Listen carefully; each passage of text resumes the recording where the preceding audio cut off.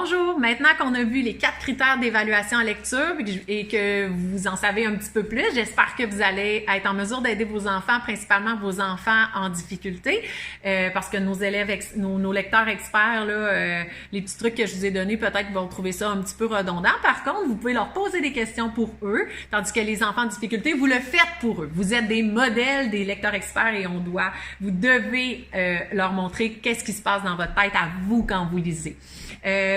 Avant de passer à une autre matière, je veux vous dire que c'est super important que vous lisiez plein de types de textes, pas juste des romans. Vous pouvez lire des BD avec vos enfants parce qu'on s'entend qu'on lit pas du tout une BD comme on lit un roman et les élèves en difficulté, ils savent pas comment lire ça. Vous pouvez lire des documentaires et quand vous lisez des documentaires, vous pouvez montrer aux enfants qu'on n'est pas obligé de lire du début à la fin le livre. Hein? On peut sélectionner les choses qui nous intéressent ou aller lire, si on fait une recherche, aller lire là, le sujet qui va répondre à nos besoins. Donc, c'est important ça de le dire aux enfants. Vous pouvez lire un livre de recettes. On lit pas une recette comme on lit un roman. Hein? Quand on lit une recette, souvent on est debout, premièrement. On n'est pas assis dans un salon. On a des instruments. On va aller lire un passage. On va cocher, on va revenir, on va relire. On va dire, j'ai-tu mis la bonne quantité de farine?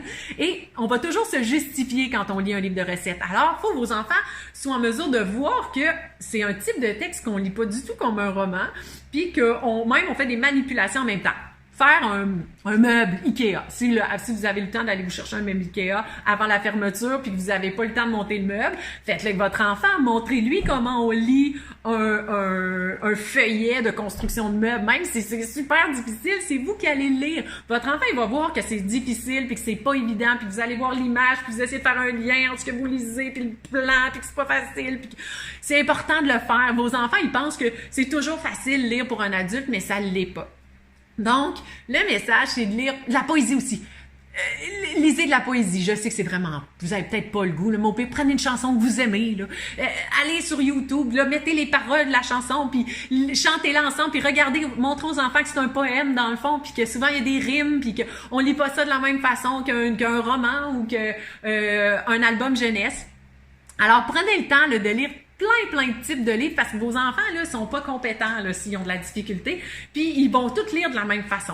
Et pour eux autres, le cuillère à thé dans un livre de recettes, c'est C-A-T. Mais c'est C-A, puis là, ils voient une lettre. Ils comprennent pas là, que ça représente quelque chose. Donc, faut leur enseigner. C'est super important. Vous avez la chance là, d'être à la maison. Voyez-le comme ça, même si je sais que c'est pas évident.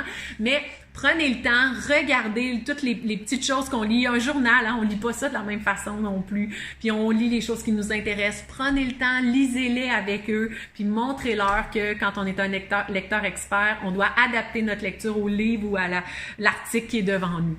Alors, lâchez pas. Si vous avez des questions, gênez-vous pas. Puis, on se reparle pour d'autres capsules avec d'autres matières.